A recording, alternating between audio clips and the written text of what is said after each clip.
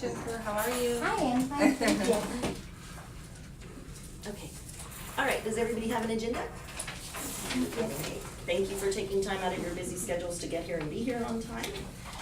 We'll start this morning with our norms, and they're posted up there. Jennifer, you want to read through them very quickly for us? Be here on time, be prepared, stick with the agenda time and topic, use the parking lot. Keep side conversations to a minimum, professional use of cell phones, be attentive and engaged, be open-minded and respectful of other people's ideas, be courteous and wait your turn to speak, limit outside interruptions, and bring it. All right, okay, good. And we did all of those so far. We're here on time, we're prepared, we're ready to go. Okay, for parking lot, if you have information, there's sticky notes on the table that you can use to write your notes, and then we can come back to it. So let's do roles first. Who wants to be our note taker today? Okay. Okay, Chris will. Okay, and then we need a timekeeper to make sure that we stay on topic. We need to, on time, we need to finish in about 45 minutes because everybody's got stuff to do this morning. So we have 2 topics, so make sure we don't spend too much time on those. Okay, and closing the loop. Who wants to make sure that we close the loop on each topic so that we wrap it up and move on? Who does our summary and wraps it up and makes sure we got it covered.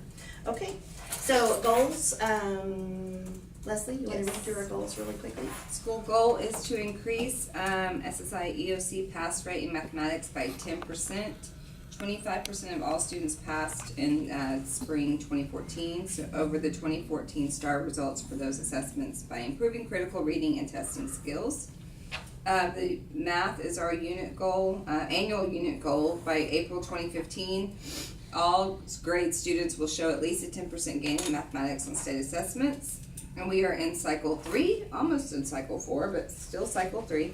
Math, by the end of the unit cycle, students in all grade levels will collectively increase mathematics scores by 5% based on the 2014 STAR results and mid-year benchmark STAR released exam.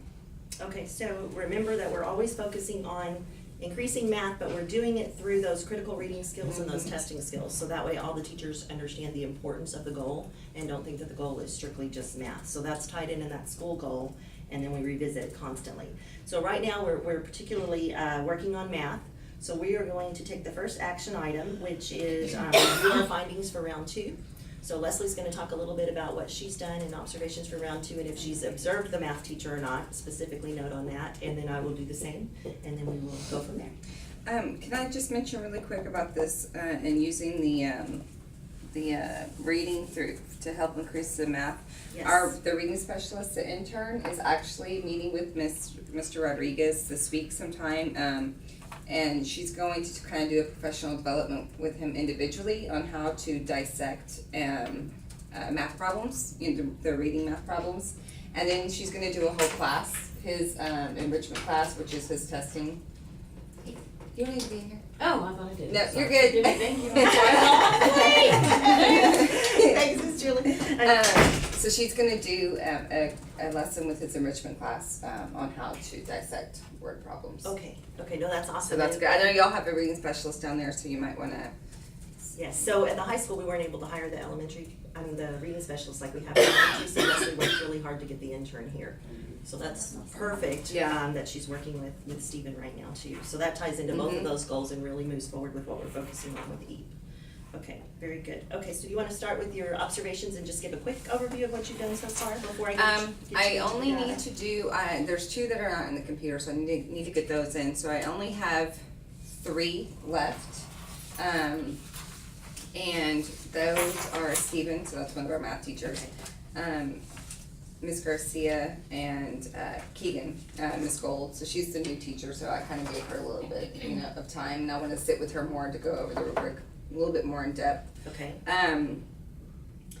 What I have observed so far, the teachers they're hitting, they have their highs and lows. I haven't seen anything that's like, oh my God, we need improvement in that. I really think cooperative learning, which is again across all 10 schools, is a big one, to really use those effectively and get more out of it versus just pairing them up to do something. That was something that we need to kind of look into, but we've been looking, that's something that all 10 schools kind of struggle with a little bit. And I don't think it's necessarily with the assigning roles, it's using them effectively and being able to use those groups to get to the higher order thinking skills and stuff. Not doing so much of the work, having the students do it, and there's a way that you can pair them up and assign roles to do that, that will make those higher order conversations happen. Okay. So I've been kind of trying to work with the teachers a little bit about that. Learning goals is good. They're not revisiting them during their lesson, but they are, at least at the beginning and end. The veteran teachers are reminding the kids as they go about that. Other than that, I haven't really seen. I really think if we can master that cooperative learning, a lot of these other indicators are going to go up. Okay, with that said, look at the data I provided for you on the first page. This is coming from TED, so I just printed it off for us because sometimes we have trouble with technology and getting it up quick enough to be efficient. So if you notice the top 2 lines, those are Leslie's observations that she's done and then Zeke's. So these will be the same teachers that we're looking at. Mm-hmm. And then go all the way over to cooperative learning. What do you notice? Very close between the two. Yes, and then look at all of your goals, all your scores overall. Lowest in the group. Yeah, look at that. Yeah, so that's what that TED data Yeah. is for, and that's what our job is, to revisit that, because it draws some conclusions Yeah. for us. So in her gut, she was telling us off the cuff what she Yeah. thought, and now we have the data to support it. It's right there to show us that we need to be doing that. Do you see anything else? Look at facilitating student learning, the first column. Zeke observed the first round. Leslie observed the second round. So what do you notice? That it's improved. It has improved. So what does that tell you about our process we're using? It's That the feedback is helpful. yeah. The teachers Meeting with are those using what teachers they're and giving doing them- effectively. Yes, okay, now go to, all the way over, I forgot to start it for you guys, but find the one that's planning for learning, which is, domain 2, correct? Mm-hmm. Planning for learning, and what do you see there between Zeke and Leslie? Also, Some increase. Right. Also some increase, and then the last one was the mental and physical emotional learning, and what do you see there? Increase. a great, Mm-hmm.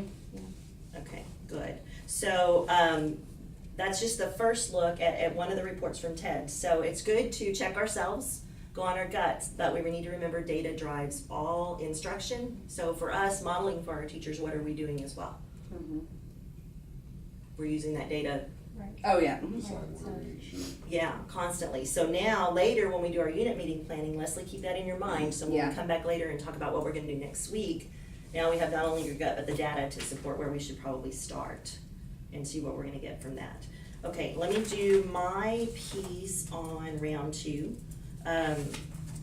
I've done almost everybody. I have not done Miss Opena yet for her second one, which is math. So that's interesting because both of our math teachers only have one. But there were reasons for that as well. She's had a death in the family and has been sick, so she's usually really on top of everything.